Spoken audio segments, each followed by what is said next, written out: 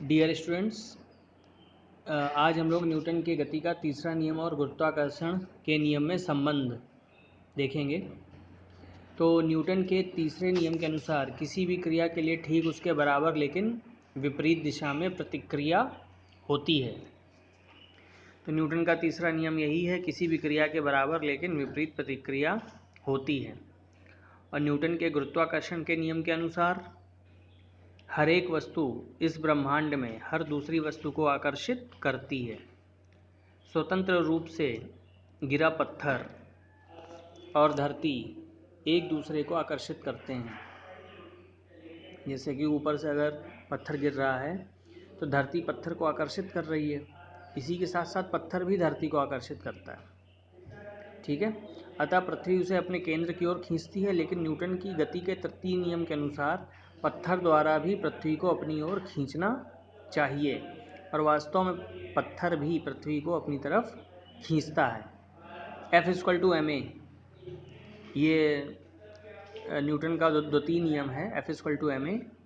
तो पत्थर का द्रव्यमान कम होने के कारण उसके वेग में त्वरण 9.8 मीटर पर सेकंड स्क्वायर होता है, लेकिन पृथ्वी का द्रव्यमान अधिक होने के कारण उसका त्वरण 1.65 इंटू 10⁻⁻24 मीटर पर सेकंड स्क्वायर होता है, जो इतना कम होता है कि अनुभव ही नहीं हो सकता है। ठीक, अब गुरुत्वाकर्षण के सार्वत्रिक नियम का महत्व।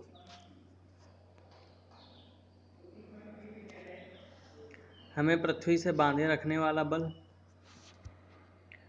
हमें पृथ्वी से जो बल जो बांधे रखता है वो भी गुरुत्वाकर्षण का नियम ही है।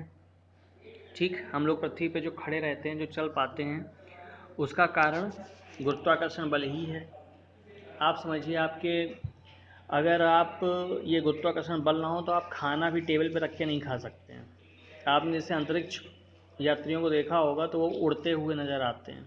क्यों नज़र आते हैं? क्योंकि वहाँ पे गुरुत्वाकर्षण बल काम नहीं करता। ठीक है, तो आप समझिए यहाँ से यहाँ, मतलब एक लोकेशन से दूसरी लोकेशन जैसे आप चले जाते हैं पैदल या साइकिल से, तो आप इतनी इजी वे में नहीं जा सकते अगर गुरुत्वाकर्षण बल ना होता। आप ना आपका कोई कंट्रोल आपके ऊपर होता। आप इधर जा रहे हैं तो कहो इधर से उधर उड़ के दूसरी जगह पहुंच जाए। आपका खाना रखा है, आप जब तक खाना खाने हैं तो खाना इधर से उधर भाग जाए, फिर आप उसके पीछे भागते रहिए, यही होता। तो सबसे ज़्यादा मदद जो है गुरुत्वाकर्षण बल से ही, जो पृथ्वी पे जो भी हम निवास कर रहे हैं, रह रहे हैं, इस सब के लिए जो सबसे ज़्यादा उत्तरदायी बल है वो गुरुत्वाकर्षण बल है। ठीक, पृथ्वी के चारों ओर चंद्रमा की गति, सूर्य के चारों ओर ग्रहों की गति। जैसे पृथ्वी के चारों ओर चंद्रमा की गति, तो पृथ्वी चंद्रमा को अपनी ओर खींच रही है, चंद्रमा पृथ्वी को अपनी ओर खींच रहा है। ठीक है, एक तरीके से आप ऐसे समझ लीजिए कि आप एक रस्सी में कंकड़ बांध के उसको अपने हाथ से गोल गोल घुमाइए, एक वृत्त में घुमाइए। ठीक है, तो देखो एक रस्सी के सहारे आपका हाथ और वो कंकड़ दोनों एक दूसरे से अटैच हैं। ठीक, और उसके चारों तरफ घूम रहे हैं, एक वृत्त में घूम रहे हैं। तो अगर आप रस्सी मान लो टूट जाए तो जो कंकड़ होता है वो स्पर्श रेखा की दिशा में सीधे मार्ग में चला जाता है। ठीक है, तो ऐसे ही अगर ये आकर्षण का बल ना हो तो जो चंद्रमा आपकी पृथ्वी के चारों तरफ जो गति कर रहा है, ये गति ना करके बिल्कुल सीधी रेखा में जाने कहाँ चला जाएगा, आपको चंद्रमा दिखेगा ही नहीं। ठीक, मतलब वो चला जाएगा छोड़ के। तो चंद्रमा भी जो आपको दिख रहा है, तो चंद्रमा इसीलिए दिख रहा है क्योंकि चंद्रमा और पृथ्वी के बीच में एक गुरुत्वाकर्षण का बल लग रहा है। ठीक है, सूर्य के चारों ओर ग्रहों की गति, इसका भी वही कारण है। जो सूर्य के चारों ओर जो ग्रह हैं जो गति कर रहे हैं, वो भी एक आकर्षण बल के द्वारा एक दूसरे से बंधे हुए हैं। ठीक, चंद्रमा और सूर्य के कारण ज्वार भाटा, समुद्र में जो ज्वार भाटा आता है वो भी चंद्रमा और सूर्य के कारण ही आता है। चंद्रमा की आकर्षण का जो बल होता है, जो समुद्र की लहरों को अपनी तरफ खींचता है, पानी को अपनी तरफ खींचता है, तो उसके कारण ही ज्वार भाटा आता है। ठीक, अब बात करते हैं मुक्त पतन की। तो आज केवल हम इसको बताएंगे, अगले टर्न पर इसको अच्छे से डिस्कस करेंगे।